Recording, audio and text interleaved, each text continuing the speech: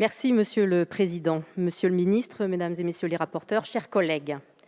Rarement notre assemblée n'aura eu à examiner un projet de loi de finances dans de telles circonstances. Le contexte est frappant ce matin, puisque nous débattons des crédits budgétaires relatifs à l'économie, alors même que notre économie est sous cloche et dans un état critique en raison de la crise sanitaire et du deuxième confinement auquel nous sommes confrontés. L'année 2020 aura été historique à bien des égards et il est désormais de notre ressort de préparer au mieux les fondations de l'avenir. À cet égard, le groupe Mouvement démocrate et démocrates apparentés défend une vision de l'économie structurée autour de 3 enjeux. Tout d'abord, un soutien sans faille à notre économie. Depuis le début de ces crises combinées, tout un arsenal d'aides exceptionnelles a été mis en place pour soutenir l'ensemble des filières économiques. L'activité partielle, les exonérations de charges, le fonds de solidarité ou encore les prêts garantis par l'État ont permis et permettent encore de sauvegarder les activités économiques et industrielles et les emplois de nos territoires. Dans le budget dont nous discutons ce matin, des prêts sont accordés aux entreprises pour soutenir leur trésorerie alors que les besoins actuels s'accentuent.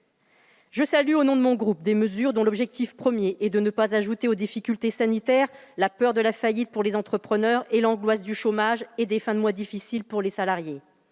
Désormais, nous devons piloter et ajuster ces outils au plus proche des réalités du terrain et de l'évolution de la crise.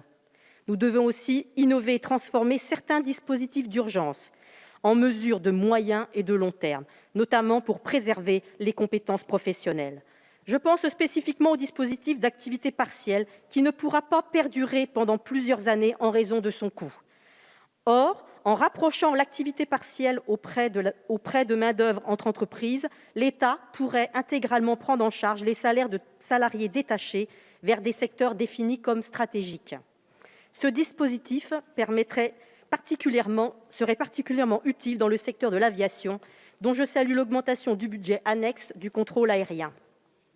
L'aviation civile représente un secteur essentiel de l'économie française avec plus d'1 million d'emplois et 90 milliards de chiffre d'affaires en 2019. L'effondrement du trafic aérien nous engage et nous devons permettre au secteur de l'aviation de se maintenir à flot tout en accélérant ses objectifs de décarbonation. Et c'est là le deuxième pilier que nous défendons, la décarbonation profonde de notre économie.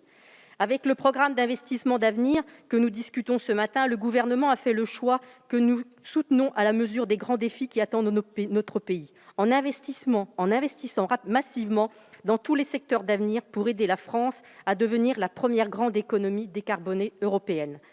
Mais au-delà de ces investissements, certes massifs mais ponctuels, nous devons adapter l'ensemble de nos outils juridiques et fiscaux pour permettre à notre pays de se développer en adoptant une croissance durable et juste. Aujourd'hui, par exemple, l'Agence des participations de l'État veille à l'augmentation de la valeur financière des participations de l'État sans forcément avoir comme priorité dans ses logiques d'intervention les enjeux de la transition écologique et énergétique. C'est à étudier. De même, le 4e programme d'investissement d'avenir est à saluer, même si nous devons encore en accélérer les décaissements pour accompagner plus rapidement les projets innovants en faveur de leur transition dans nos territoires. Et telle est bien là notre 3e priorité, le renforcement de la cohérence entre nos politiques de soutien à l'économie et l'aménagement des territoires. Nous le savons, la métropolisation sans limite de ces dernières décennies a entraîné une profonde inégalité territoriale.